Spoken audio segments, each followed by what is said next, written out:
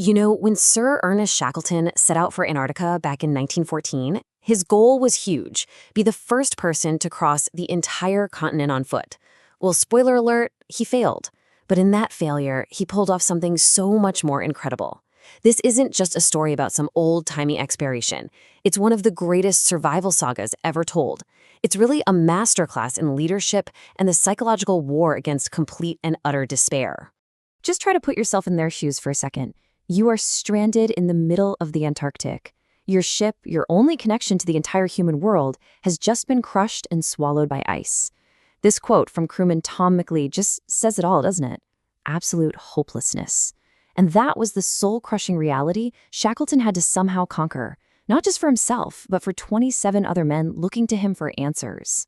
So how did it all go so wrong? Well, the disaster kind of snuck up on them.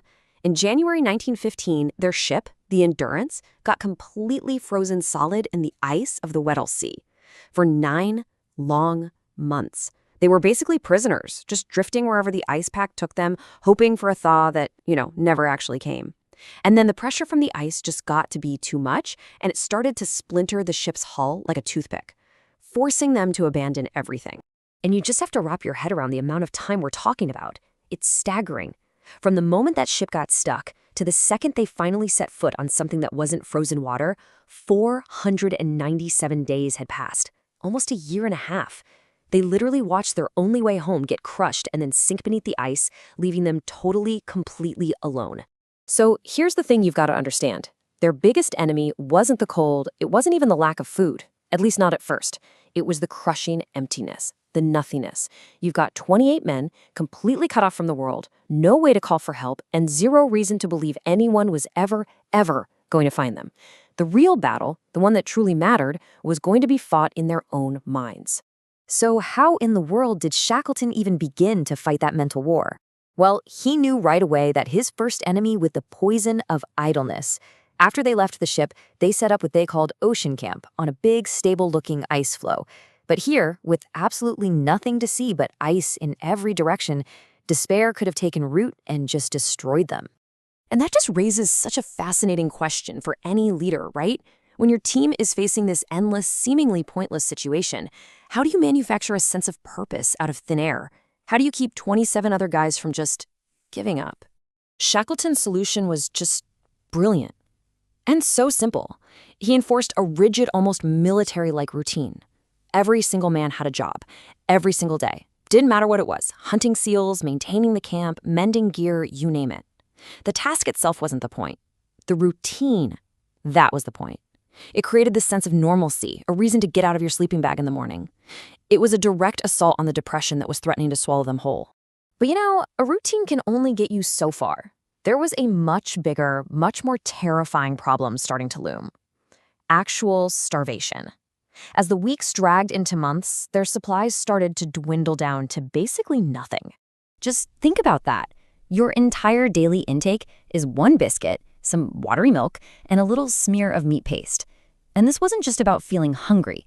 It was about the constant, gnawing fear in the back of your mind that tomorrow there might be nothing. A fear like that could easily spark panic or even a mutiny.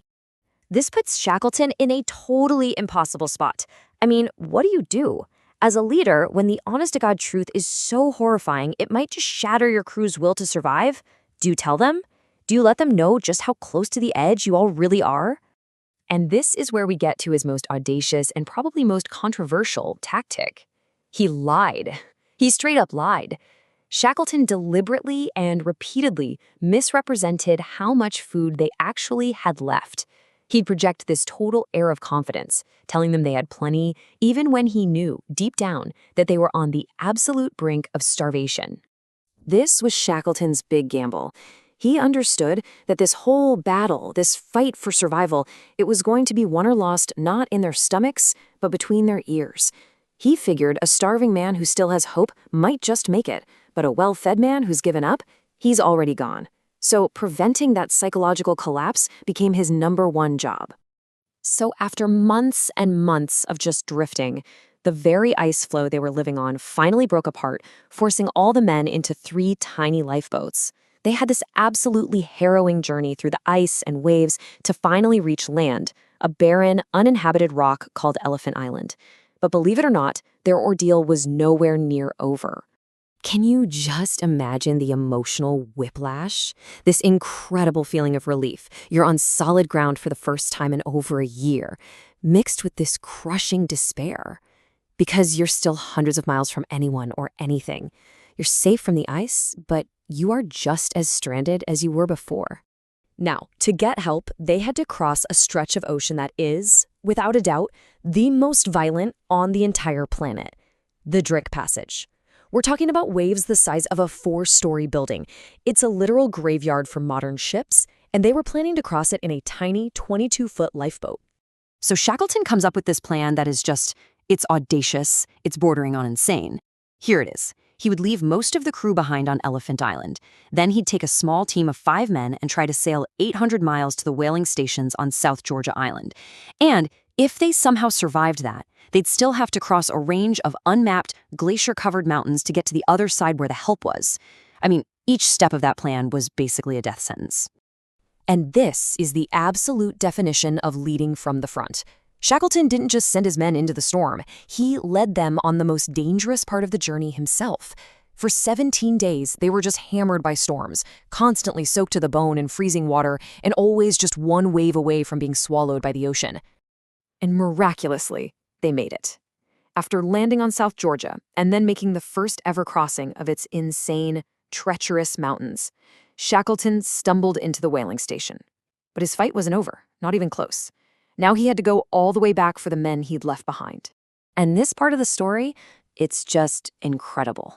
Back on Elephant Island, those 22 men just waited. Shackleton had put his second-in-command, a guy named Frank Wild, in charge, and every single morning for 4 straight months, Wild would tell the men the same thing. Pack up, boys, the boss may come today. He kept that ritual, that little sliver of hope, alive day after agonizing day. For 4 long months, 22 men waited, huddled together for warmth under 2 overturned lifeboats, their hope probably fading a little more with every sunrise. And when Shackleton finally returned, after being turned back by the ice 3 separate times, he looked to the shore through his binoculars and counted the figures huddled on the beach. There were 22.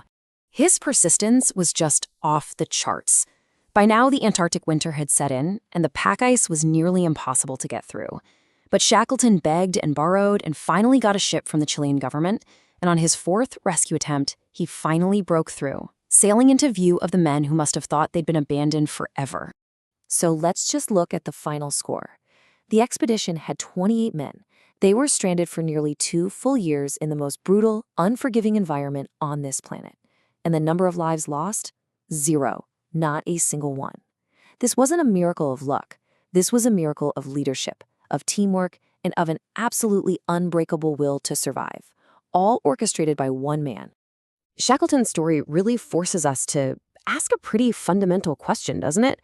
When the chips are down, is a leader's main job to manage resources like food and supplies, or is it to manage hope?